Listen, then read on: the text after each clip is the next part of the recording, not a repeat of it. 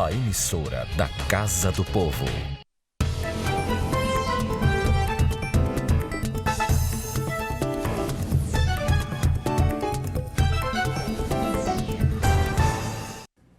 Olá, estamos iniciando o plenário da cidade pela TV Fortaleza, a emissora da Câmara Municipal. E no programa de hoje eu vou conversar com a vereadora Larissa Gaspar, do Partido dos Trabalhadores. Vereadora, obrigado pela sua presença. E eu gostaria que a senhora inicialmente falasse da sua emenda na lei orgânica do município, né, que trata da questão de que os coletivos, os ônibus, voltem a ter o cobrador. As empresas, os empresários retiraram o cobrador, isso prejudica muito, inclusive os próprios pessoas que são transportadas. E como é que é essa sua emenda? É para voltar e tem mais detalhes? Sim, a gente apresentou no início do ano a emenda 02 de 2019, a lei orgânica do município, e o conteúdo dela impõe que o transporte coletivo de Fortaleza tenha pelo menos mais um funcionário, além do motorista, para poder auxiliar os passageiros, né, receber e passar um troco, ajudar no embarque e desembarque. E isso vai totalmente ao encontro da nossa legislação municipal, que regulamenta o serviço de transporte coletivo em Fortaleza, que é a Lei 7163 de 92. Nessa lei fala que tanto o motorista quanto o cobrador são operadores essenciais ao sistema de transporte coletivo, portanto, esse funcionário ele não pode ser simplesmente demitido sem nenhum debate com a cidade e mudando-se totalmente as condições de fornecimento do serviço, né? Que a população agora está proibida de pegar o ônibus se ela não tiver o dinheiro, que é um absurdo. A lei das contravenções penais diz que não pode recusar receber moeda em curso, o Código de Defesa do Consumidor diz que você não pode recusar a prestar o serviço a quem se dispõe prontamente a pagar por ele. Então, existe uma série de ilegalidades na forma de implementação desse sistema de autoatendimento, ele não pode ser exclusivo.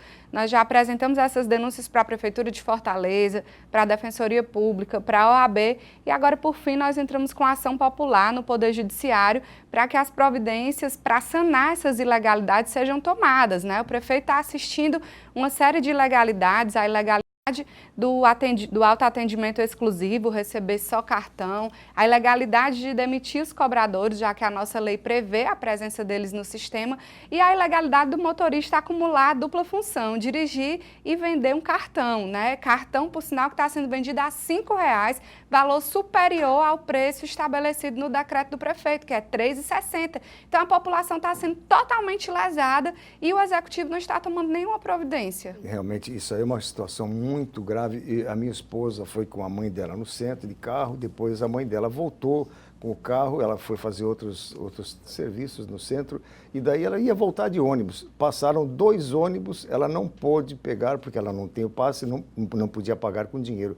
Quer dizer, isso aí é uma coisa que está se alastrando demais, né? É um absurdo, as pessoas perdendo de trabalho, compromisso de saúde, audiência em fórum, enfim, uma série de compromissos sendo prejudicados e tendo seus direitos violados, né? E isso que você relata é contínuo. Inclusive, na audiência com a Defensoria Pública, o Sindônibus se comprometeu que ninguém mais desceria do ônibus, mesmo que tivesse só o dinheiro para pagar. E não é isso que a gente vê acontecendo, né? Quer dizer, eles estão descumprindo um acordo que eles assumiram com a Defensoria Pública do Estado do Ceará. Agora, e a justiça não está demorando demais para tomar uma providência? Eu avalio que sim, inclusive desde o ano passado existia um procedimento já aberto também no Ministério Público do Estado do Ceará e não se chega a uma decisão. Eu não entendo essa morosidade, porque que todas essas instituições estão assistindo a população sofrer, não podendo exercer um direito básico que é pagar pelo transporte que ela vai.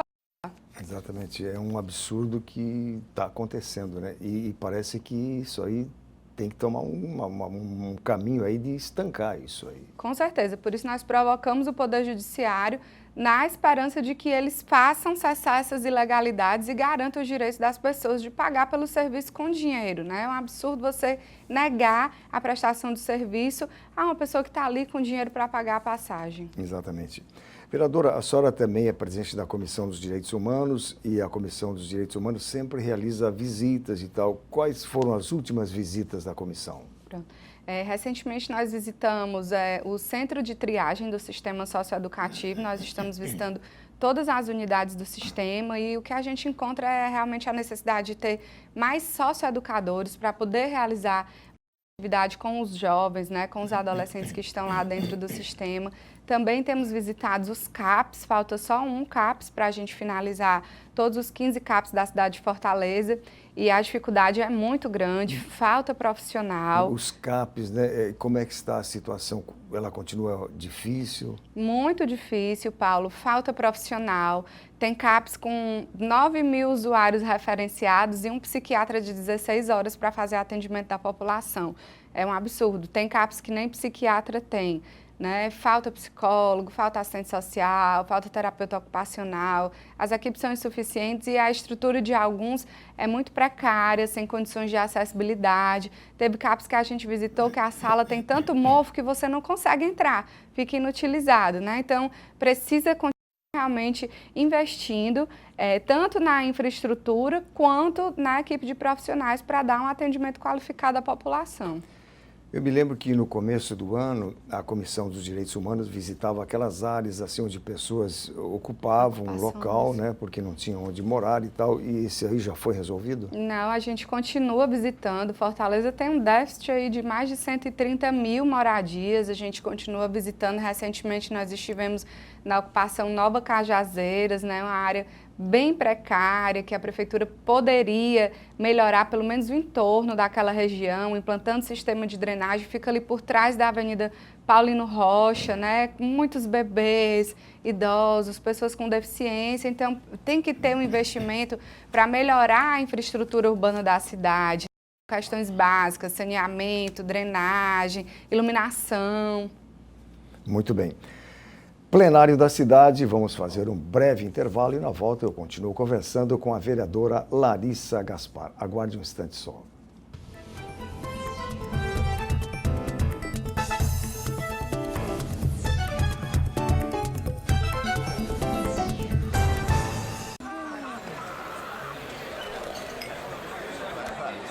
Ei, cara, tem certeza que vai dirigir? Ah, cara, tá tranquilo. Eu só tomei uma cervejinha. Dirigir depois de beber pode ter consequências desastrosas. Você pode não ser o único a se machucar. O consumo de qualquer quantidade de álcool prejudica seu julgamento ao dirigir e é considerado uma infração de trânsito. Não arrisque, nunca beba e dirija.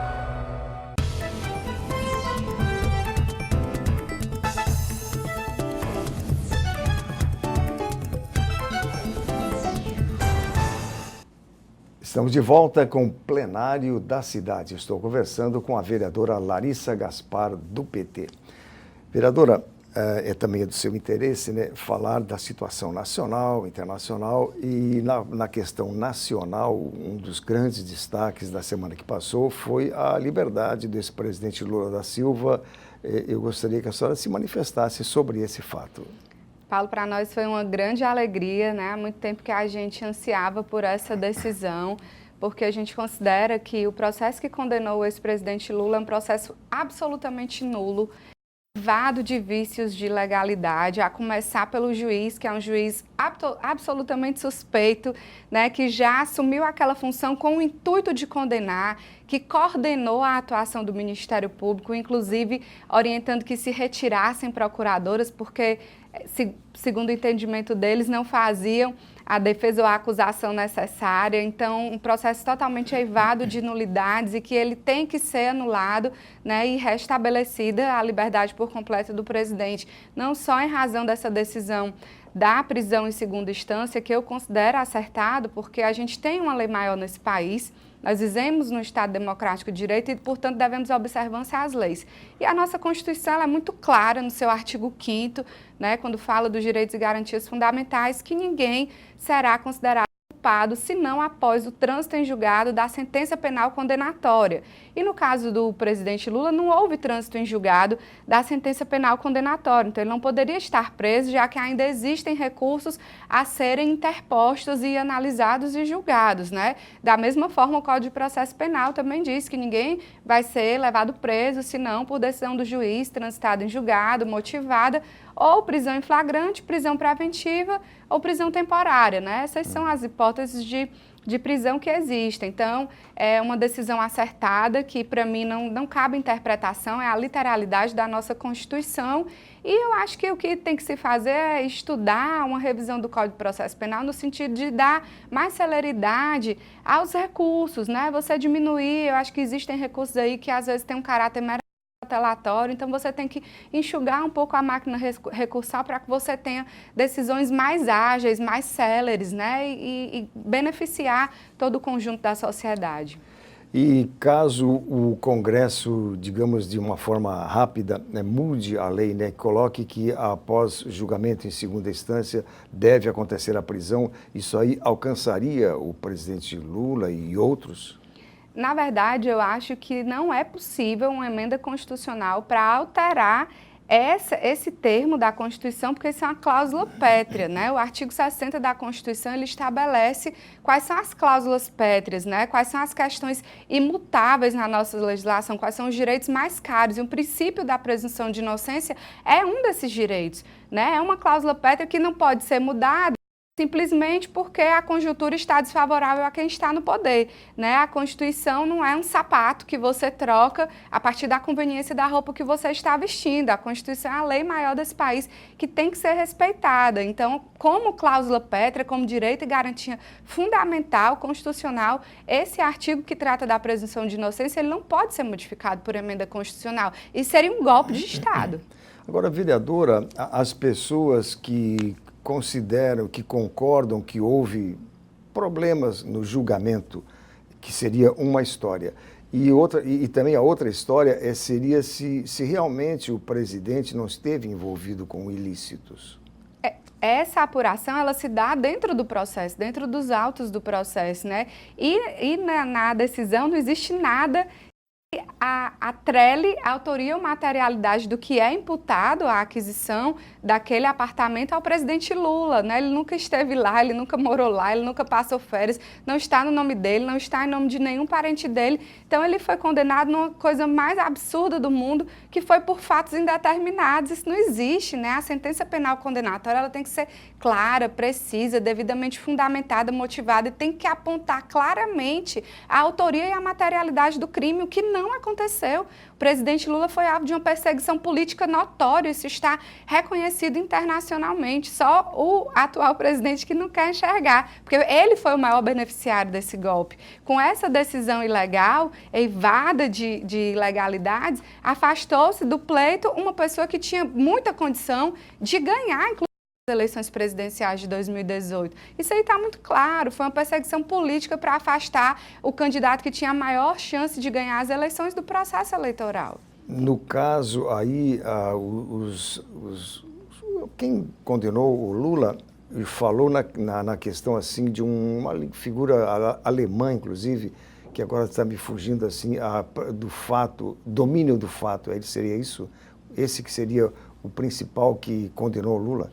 Que imaginavam que ele conheceria aquele fato que estava relacionado com tantas pessoas. E não conhece, né? Como até agora não se colocou. E como eu disse anteriormente, você não pode condenar alguém sem provas claras e objetivas que liguem diretamente à pessoa à materialidade do delito que está sendo imputado a ela. E isso não foi provado.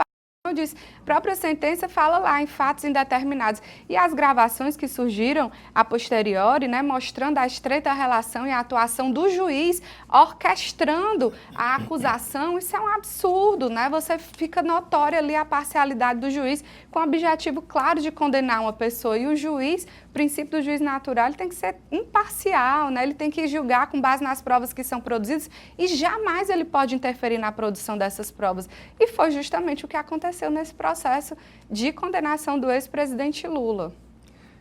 Agora, uma outra questão, né, aqui da América do Sul, que aconteceu bem recentemente, ainda está acontecendo, é na Bolívia, né, que o presidente lá foi eleito, houve contradições e tal, e ele acabou renunciando. É verdade. O presidente Evo Morales, né, eleito agora no último 20 de outubro, né, acabou recentemente renunciando, né, por pressão das forças de extrema-direita, fundamentalista inclusive, né, que há muito tempo anseiam em retomar o projeto de poder da Bolívia para entregar o país à exploração neoliberal, ao sistema de privatização, muito parecido com o que está acontecendo aqui, né? Desde o golpe de 2016, que nós temos assistido aí uma entrega do patrimônio brasileiro, né? A destruição das políticas sociais, e isso, de certa forma, está acontecendo em toda a América Latina, né? No Chile também nós temos visto esses protestos que têm acontecido contra o corte das políticas sociais, que não é diferente do que está acontecendo no Brasil.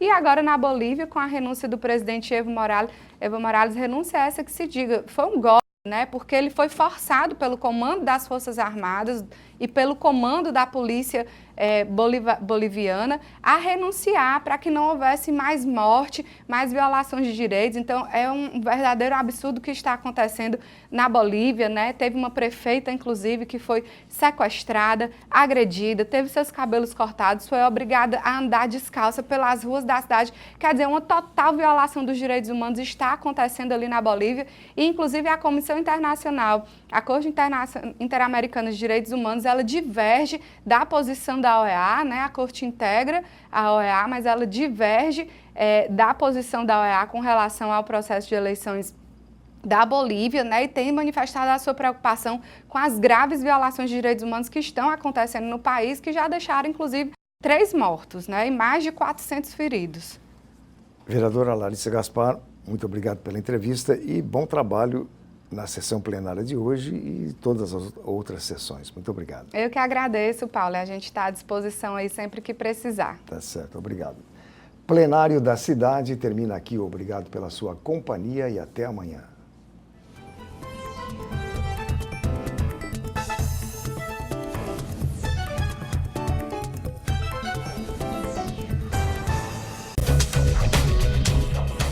TV Fortaleza, a emissora da Casa do Povo.